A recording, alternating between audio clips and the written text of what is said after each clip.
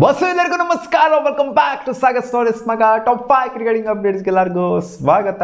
ಮೊದಲನೇ ಅಪ್ಡೇಟ್ಗೆ ಹೋಗ್ಬಿಡೋಣ. Channel subscribe ಹಾಕೊಂಡು ಗಂಟೆ ಹೊಡೆದ್ರೆ ಬೇಗ ಗಂಟೆ ಹೊಡೆದು ಸಬ್ಸ್ಕ್ರೈಬ್ ಹಾಕೊಳ್ಳಿ. ಮೊದಲನೇ ಅಪ್ಡೇಟು ನೆನೆಯಿಂದ ಸದ್ ಮಾಡ್ತಿರೋದು IPL ರಿಲೇಟೆಡ್. IPL ಶ್ರೀಲಂಕಾದಲ್ಲಿ ಆಗಬಹುದು ಅಂತ ಅಪ್ಡೇಟು ಬರ್ತಾ ಇದೆ. ಏನಮ್ಮ ಇದು ರಿಲೇಟೆಡ್ ಮ್ಯಾಟ್ರು ಅಂತ ಕೇಳ್ಬೋದು ನೀವು. ಇದು ರಿಕ್ವೆಸ್ಟ್ ಬಂದಿರೋದು ಶ್ರೀಲಂಕಾ ಕಡೆಯಿಂದ.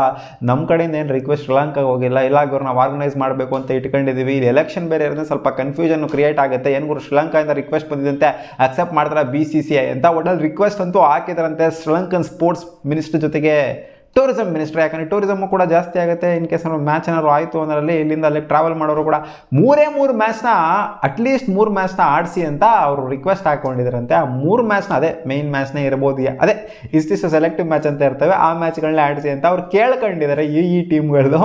ಸೊ ಅವ್ರು ಕೇಳ್ಕೊಳ್ಳೋದಂತೂ ಕೇಳ್ಕೊಂಡಿದ್ರು. ಅಕ್ಸೆಪ್ಟ್ ಮಾಡ್ತಾರೋ ಬಿಡ್ತಾರೋ ಅದಂತೂ ಗೊತ್ತಿಲ್ಲ ನಮಗೆ. ಅಕ್ಸೆಪ್ಟ್ ಮಾಡೋದು 3 ಮ್ಯಾಚ್ ಅಟ್ಲೀಸ್ಟ್ ಅವ್ರು ಕೇಳಿರೋದು.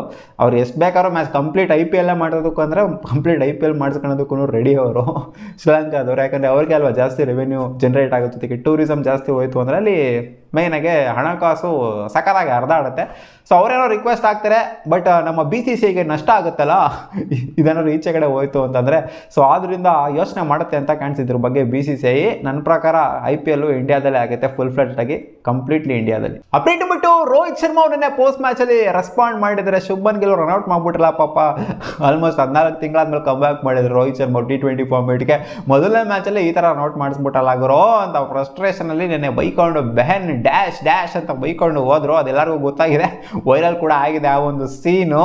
ಸೊ ಇದ್ರ ಬಗ್ಗೆ ಮಾತಾಡಿದ್ರೆ, ಅಂದರೆ ಅವ್ರು ಬೈದಿರೋದ್ರ ಬಗ್ಗೆ ಮಾತಾಡಿಲ್ಲ, ಅವ್ರು ರನ್ಔಟ್ ಮಾಡಿದ್ರಲ್ಲ ಅದ್ರ ಬಗ್ಗೆ ಮಾತಾಡಿದ್ರೆ. ಅವಾಗ ಕೆಲವೊಂದು ಟೈಮಲ್ಲಿ ಈ ಥರ ಆಗ್ತಿರ್ತವೆ. ನಾವು ಆ ಟೈಮಲ್ಲಿ ಅಗ್ರೆಸಿವ್ ಆಗಿ ರಿಯಾಕ್ಟ್ ಅಂತೂ ಮಾಡಿರ್ತೀವಿ, ಬಟ್ ಪರವಾಗಿಲ್ಲ ಇವೆಲ್ಲ ನಡೀತವೆ ಅಂತ ಹೇಳಿದ್ದಾರೆ.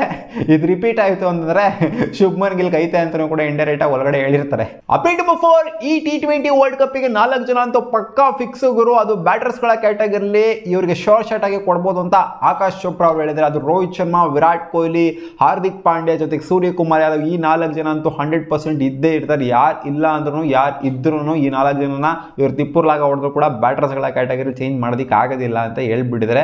ಅಂದರೆ ಹಾರ್ದಿಕ್ ಪಾಂಡ್ಯ ಆಲ್ರೌಂಡ್ ಕ್ಯಾಟಗರಿಗೆ ಬರೋದು. ಸೊ ಇವರಂತೂ ಶೋರ್ ಶಾರ್ಟಾಗಿ 100% ಇರ್ತಾರೆ ಅಂತ ಹೇಳಿದ್ದಾರೆ. ನೋಡೋಣ ಅದು ಯಾರ್ಯಾರು ಇರ್ತಾರೆ, ಅದು ಯಾರು ಕಾಲೆತ್ಕೊಂತಾರೆ ಅಂತ. ಅಪ್ಡೇಟ್ ಬಿಫೋರ್ ಡೇವಿಡ್ ವಾರ್ನರ್ ಅವರು ಬಿಗ್ ಬ್ಯಾಶ್ ಲೀಗ್ ನ ಆಡೋದಕ್ಕೆ ಬಂದಿದ್ದಾರೆ. ಅದು ಯಾವ ತರ ರಾಯಲ್ ಎಂಟ್ರಿ ಗುರು. ಹೆಲಿಕಾಪ್ಟರ್ ಅಲ್ಲಿ ಗ್ರೌಂಡ್ ಮಧ್ಯ ಲ್ಯಾಂಡ್ ಆಗಿರೋದು, ಚಾಪರ್ ಅಲ್ಲಿ, ಸಿಡ್ನಿ ಕ್ರಿಕೆಟ್ ಗ್ರೌಂಡ್ ಅಲ್ಲಿ.